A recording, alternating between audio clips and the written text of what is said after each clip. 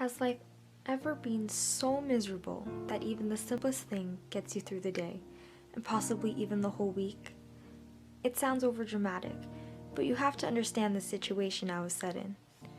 I was so used to the freedom of the woods, the chirping of birds, the silencing of crickets at dawn, being able to walk and not be restricted to one section, the simple things.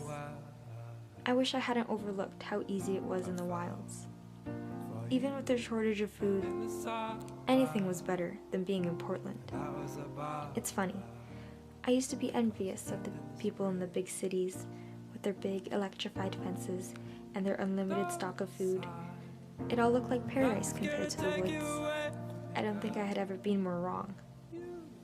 I was 10 when I joined the resistance. The transition was hard, but I coped to the best of my ability. I couldn't take it most days. These people here, they're different. They walk and talk like normal, but there's nothing about them that makes them human. I think that's what pissed me off the most. I talked to these people, adults, people my age, and nothing. Their eyes were vacant. All the experiences and things that made us unique were gone, erased. Every day was practically the same. I was stuck in a routine that I didn't want to be in, with people I didn't want to be with. Sure, there were sympathizers I could talk to, but I barely connected with anyone. I missed the wilds. I envied the birds who could just fly in and out whenever they pleased. I kept to myself and walked along the supposed electrified fence. I cried a lot. I just wanted to get out. One day, I got fed up. I was working at the grind by the University of Portland at the time. I just served coffee and hot chocolate to a family of 4. Something about seeing how miserable and uninterested the parents and their kids seemed made me snap.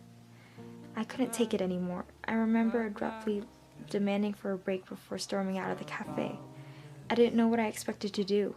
I felt suffocated and disgusted. I couldn't wrap my head around how these people could just live, but not live. And then I saw her. It was only for a moment, but it was enough. I saw her jump up and down, high-five the statue at Monument Square, and then laugh before running off again. It was like something in me clicked. The days that came afterwards were surprisingly better. I found myself moping less, and I actually looked forward to going to work and school. It was the only place I was sure I would see her. It was odd how much seeing that girl changed me. She was just different, awake. In the 8 years I had been in Portland, she was the first person who looked conscious.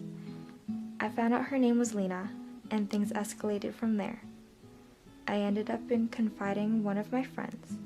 I needed someone's opinion, and Lily was the only other person I trusted. I told her what I thought of doing, expecting her to tell me how stupid I sounded. It was a crazy plan, but surprisingly, she encouraged me to take a risk. I tried backing out of it, arguing how dangerous it would be for Lena if I got caught. Lily kept easing me into it, always saying how passing notes through a statue at the square was barely a crime. I ended up agreeing. What harm could it do? I knew it was a long shot, but I tried anyway. I tried a lot, actually. More times than I would actually admit. Something always got in the way. The weather, curious seagulls, even regulators passing by the square and lingering for a little too long. One day, though, everything seemed to be going to plan. I slipped the note in the fist of the statue and waited for a long time.